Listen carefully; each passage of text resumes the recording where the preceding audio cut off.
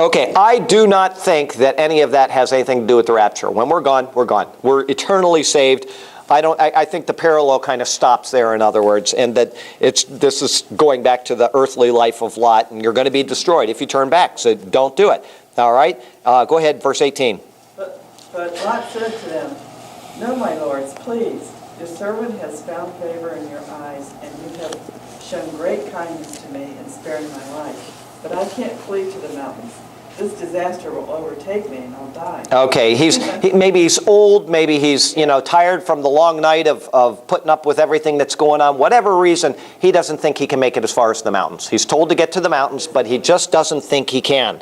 And he says, you've already been merciful. He's asking for a little, be easy on me. Yeah, go ahead. All right, verse 20. "Look, here is a town near enough to run to, and it is small. Let me flee to it. It is very small, isn't it? Then my life will be spared." Okay, why would he say that? Because it's in there. There's a reason why he said it's a very small town. Okay? Well, he said it was close. It's close, and it's very small, but then he says again, it's real small, isn't it?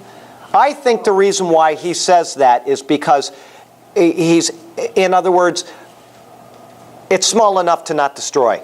All right, maybe there's sin going on in there or whatever, but not as bad as it's what? A little bit of sin there isn't going to be. Right. Let me go there. Hold your judgment from that town and just let me go there because it's close enough. Okay? That's just what I think. I don't know if that's correct or not. I've never read any analysis. But every time I read this, in my Bible, here's the way it says it. It says, "See now, this city is near enough to flee to, and it is a little one. Please let me escape there." And then it's in parentheses, "Is it not a little one?" Right? So he's saying it for a reason. There's a reason why he's saying it, and I think that's what it is. It's just a little town. The sin can't be heaped up enough to destroy it.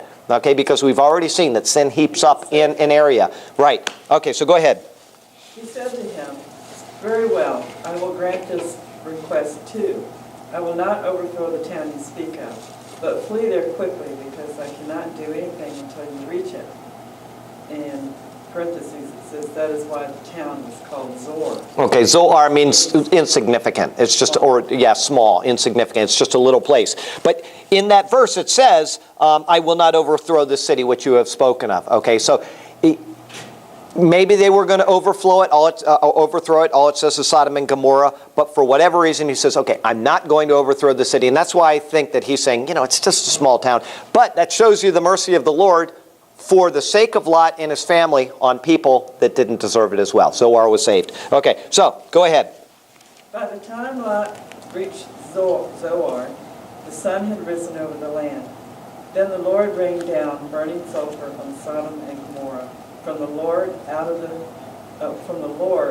heavens. Thus he overthrew those cities and the entire plain, including all those living in the cities. Okay, so this is repeated elsewhere in the Bible where the Lord throws things down on people, fire and brimstone or large hailstones or whatever. So this is the Lord's judgment. Now, how did he do it? You can say it was the Lord throwing stuff from heaven, or it could be that a volcano went off or what. But whatever happened, it's just like the Exodus. The Exodus, a strong wind blew all that night. The Lord suspended, actually he used nature in order to effect a miracle in that case. He can also suspend nature in order to effect a miracle. And we kind of got into a talk about this on Saturday night. But what we see as miraculous is the Lord working through nature or suspending nature. Okay? So it's not miraculous to the Lord. He is in control of all things. But let me ask you a question, because on Saturday we were talking about this and we kind of got into a misunderstanding. Can God make a square triangle? No. God cannot do everything. He cannot do anything that is logically impossible. Okay? When it says that nothing is impossible for God, that is from our human perspective. But he cannot violate his own righteousness. He cannot violate his own justness, his own prestige. His laws of logic are made by God. Actually, some people say that the laws of logic are before God, even though God is the author of logic. Anyway, in other words, there are some things that are impossible. God cannot make a rectangular circle. Okay? So, in that instance, he cannot do what is actually impossible. But a miracle from our perspective is something that's impossible.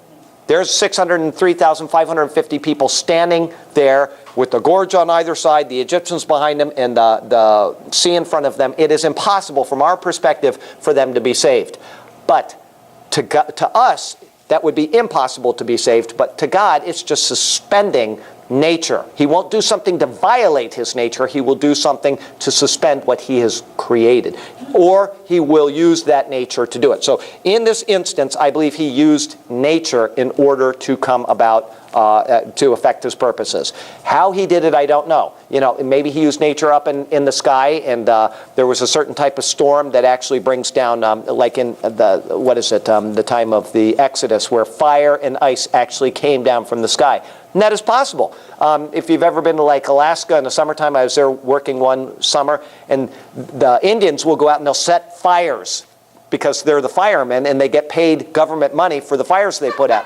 So they set fires, but these fires are they're so powerful that they actually make their own storm systems. And you can see over this mountain there'll be a storm with fire and lightning. It's the most incredible thing to see. But anyway, it's kind of stupid to do, because what happens is they have tundra. You know what tundra is? It's this real spongy stuff you walk on. I thought it was like a frozen thing, but it's this real spongy stuff. Well, it can burn underground, and it can go for miles underground and then pop up, and a new one will come over here. So they can peat moss. Yeah. So, I mean, it's kind of stupid to go setting fires up there, because you don't know where it's going to pop up again. But they do, and they make all kinds of money every year doing it, because they get federal grants for putting out these fires. Anyway, but the whole point I'm making is that what is happening here is miraculous from our perspective. But God is using nature, or he is suspending nature in order to effect a miracle. Okay, real quickly, because I'm bringing up miracles and we got 5 minutes. Did we finish the paragraph? Oh, no. Did you finish 28? No, 25. Okay, 25. Okay, so go ahead, read 26. But Lot's wife looked back, and she became a pillar of salt. Okay, that, I believe, actually happened. Yes, she disobeyed. They were told not to, and I believe that actually happened. Now, when you go to Israel now, there's, down by the Dead Sea, there's all of these cones, and there's a real big one over there, and they call it Lot's wife. Okay, it certainly isn't, and the guy that I was with figured how much salt melts in a single year based on the limited rain they get, and it's like an inch over, 20 years or something. He calculated a number of years, and his wife would be completely gone. There's no trace of her left, because she would have it melted away. But whatever he did, that actually happened. I believe that. I don't think that's just some. But she was overrun with not the salt, but whatever it was. Yeah, the fire and brimstone, something fell on her and turned her into... Back long enough where she didn't get out of the way. Well, whatever happened, yeah. I just really believe it happened. I don't know how, but I believe it really happened. And okay, go ahead and read 27 and 28, because we got time. Early the next morning, Abraham got up and returned to the place where he had stood before the Lord. He looked down toward Sodom and Gomorrah, toward all the land of the plain, and he saw dense smoke rising from the land, like smoke from a furnace. Can you imagine? I just think what Abraham was thinking. He's standing up there looking way down the plain, and he just sees, like we see these giant forest fires, and we think, wow, but imagine what he was thinking is, wow, the Lord really, I try to put myself in his position, and then I kind of like to make movies in my mind, and so like here's a camera looking at Abraham, and Abraham just looks over there. You can just kind of make the whole scene in your mind where he looks over and he just thinks, yeah, unbelievable. I don't know. It's just one of those things I do. So we're going to stop there.